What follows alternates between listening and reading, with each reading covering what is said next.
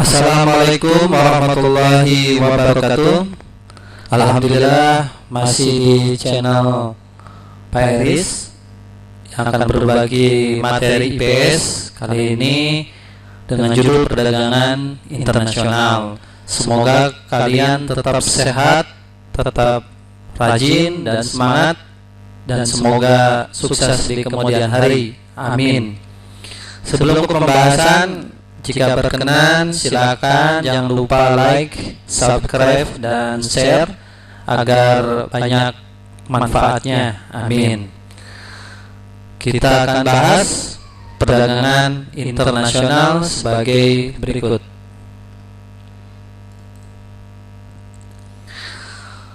Pengertian perdagangan internasional. Lalu apa perbedaannya dengan perdagangan dalam negeri? Perdagangan internasional adalah proses pertukaran barang dan jasa antara dua negara atau lebih. Tujuannya mendapatkan keuntungan. Contohnya adalah adanya ekspor dan impor. Sebenarnya kalau untuk internasional itu ada WTO, yaitu perdagangan internasional. Kalau dua negara itu disebut bilateral, contohnya Indonesia dengan Malaysia. Kalau regional, contohnya apa? Antar kawasan, semisal ASEAN, kerjasama dengan Uni Eropa. Nah, itu juga internasional. Berikut perbedaannya. Di sini ada beberapa poin, tapi yang penting perbedaan perdagangan dalam negeri dengan internasional yaitu pertama, kalau dalam negeri satu wilayah atau yang disebut dengan antar daerah. Kalau internasional antar negara. Mata uang ini sama kalau di dalam negeri. Kalau Indonesia pakai rupiah. Kalau luar negeri ini tergantung dari negara yang kerjasamanya. Namun pada umumnya banyak melakukan perdagangan internasional menggunakan uang dolar. Mengapa pakai uang dolar? Nah, ini menarik ya. Silakan kalau kalian penasaran cari browsing di internet banyak. Berikutnya, tidak ada biaya masuk kalau di dalam negeri. Kalau di internasional ada biaya masuk atau pajak. Biaya angkut lebih murah kalau dalam negeri. Kalau negeri lebih mahal karena jaraknya mungkin lebih jauh ya. Kualitas bervariasi. Kalau internasional harus ada standar internasional atau ISO. Peraturan undang-undangnya nasional. Kalau ini hukum internasional. Berikutnya, apa faktor yang mendorong terjadinya perdagangan internasional? Pertama, perbedaan sumber daya alam yang dimiliki. Contohnya, ini ada kurma ya, ini di Arab. Jadi kita banyak impor dari Arab Saudi, semisal, karena di Indonesia mungkin menjual sayur mayur. Ya. Yang kedua, setiap negara ini memiliki keunggulan absolut. Ya, absolut itu apa? Jadi seperti tadi pohon kurma mutlak kebanyakan di Arab Saudi, di Indonesia sulit. Yang ketiga, perbedaan tingkat kualitas sumber daya manusia. Di sini ada gambar berbagai jenis profesi pekerjaan. Nah, dari sebagai profesi pekerjaan ini kita dituntut untuk berkualitas, ya, bisa bersaing dengan orang lain. Oleh karena itu kalian harus belajar yang sungguh-sungguh ya.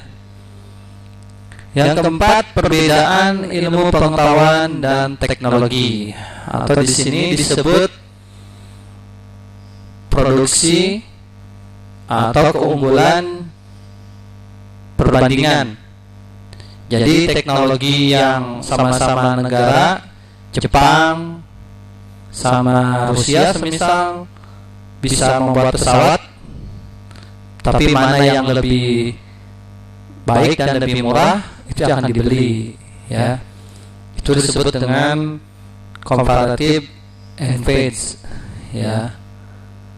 Yang kelima, perbedaan budaya suatu bangsa. Nah, contohnya Indonesia itu mengenal batik sebagai warisan dunia. Ini dipakai oleh Bill Gates. Jadi batik ini sudah mendunia. Yang keenam, perbedaan harga barang, upah, dan selera. Nah, ini contoh tadi perbedaan iptek. Indonesia membeli pesawat tempur Sukhoi dari Rusia, karena Indonesia masih belum mampu membuat pesawat tempur. Kalau yang Habibie itu pesawat sipil, ya. Mudah-mudahan suatu saat kita juga bisa membuat pesawat tempur. Ini adalah beberapa faktor pendorong terjadinya perdagangan internasional. Berikutnya, apa manfaat dan hambatan perdagangan internasional?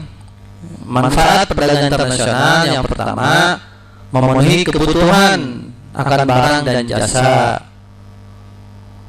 Yang kedua, menciptakan spesialisasi produk, ya. Yang ketiga, mendapatkan barang dengan mudah dan harganya murah. Keempat, mendorong kegiatan produksi. Yang kelima, meningkatkan hubungan persahabatan antar negara. Keenam, membuka kesempatan kerja.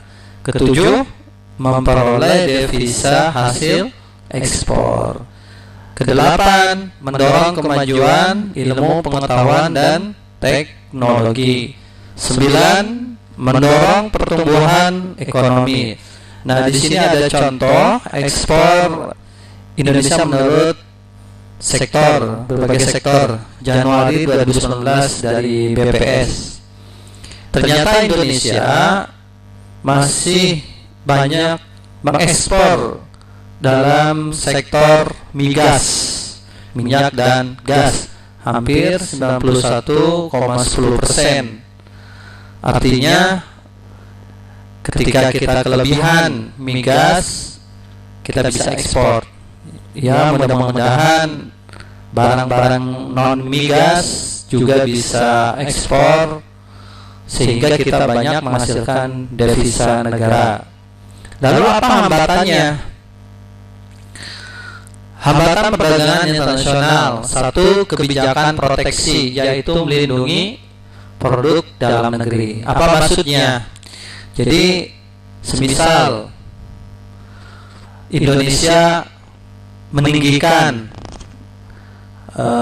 hasil kain tekstil dari Cina, sehingga ketika datang ke Indonesia agak mahal, bisa bersaing dengan tekstil di Indonesia yang harganya murah. Nah, di Indonesia kebanyakan kita pilih yang kualitasnya sama tetapi murah. Nah, ini proteksi. Kalau tidak diproteksi, kita kebanyakan import barang luar negeri. Lalu bagaimana di dalam negeri? Makanya cintailah produk Indonesia. Bagus. Yang kedua, kebijakan kuota. Kuota itu apa? Jumlah, ya. Jadi kalau kuotanya dibatasi, yang tadinya misalkan 1 tahun kita ekspor sayuran 1 juta ton misalkan ke Arab, tiba-tiba Arab membatasi jadi 500.000 ton. Nah, ini kalau seandainya kita tidak menerima, bisa balas dendam juga kita, ya.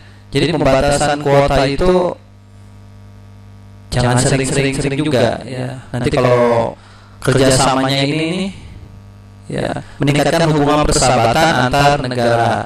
Tetapi kalau saling membatasi, nanti dibalas barang yang banyak dari kita mau kemanakan, ya. Jadi yang kedua adalah kebijakan kuota. Yang ketiga, politik dumping. Politik dumping itu adalah kebijakan menjual barang di luar negeri lebih murah daripada di dalam negeri. Tujuannya apa? Meningkatkan devisa negara. Contohnya orang negara Jepang, mobil di Jepang tuh mahal. Misal Kijang Innova di sini 250 juta, tapi di Jepang sendiri mungkin 300 juta atau 350 juta. Nah, kelebihannya politik dumping ini apa? Ya itu tadi, selain devisa negara, yang kedua juga adalah tidak konsumtif. Kalau di Indonesia kan kebanyakan konsumtif. Nah, kita hindari itu. Ya. Nah, di sini ada gambar yang belum dibahas. Ini jobs atau pekerjaan. Jadi manfaat perdagangan internasional itu apa? Membuka kesempatan kerja atau menjadi TKI, tenaga kerja Indonesia. Nah, di sini Pak Eris akan memberikan contoh transaksi perdagangan internasional. Kita akan mengenal kurs jual dan kurs beli. Ini sering ada di soal ulangan, bahkan di lomba-lomba olimpiade, ya. Apa itu kurs jual? Kurs jual itu adalah ketika bank, ya, atau money changers menjual falas. Falas itu apa? Mata uang asing, ya, yaitu dari, kalau kita sebagai mau menukarkan, berarti kita ini rupiah ke falas. Karena kita ini butuh apa ini? Mata uang dolar Amerika, falas. Makanya bank ini menjual. Maka kurs jual itu adalah, secara singkatnya, ketika kita menukarkan rupiah ke falas. Tetapi pengertiannya ketika bank menjual. Jadi bank ini menjual. Yang butuh siapa? Ya kita ini. Makanya kurs jual itu rupiah ke falas. Contoh, saat kamu punya uang 10 juta, ingin menukarkan ke dolar. Jadi pakai apa ya kurs jual? Kita lihat, 10 juta dibagi 14.208 rupiah. 1 dolarnya ini 14.208 rupiah. Ketika dibagi, maka kita akan mendapatkan 703,83 US dollar. Jadi 10 juta itu setara dengan 703,83 US dollar. Gitu ya. Nah, yang terakhir kurs beli. Kurs beli ini kebalikannya, yaitu ketika bank membeli, ya, membeli valuta asing atau uang asing. Contoh, ketika kamu habis jalan-jalan dari luar negeri atau bekerja dari luar negeri, kemudian mau pulang ke Indonesia tuh, maka ternyata kamu punya sisa uang 400 US dollar. Di Indonesia kan ke warung, ke toko, ya sulit menerima karena itu uang asing.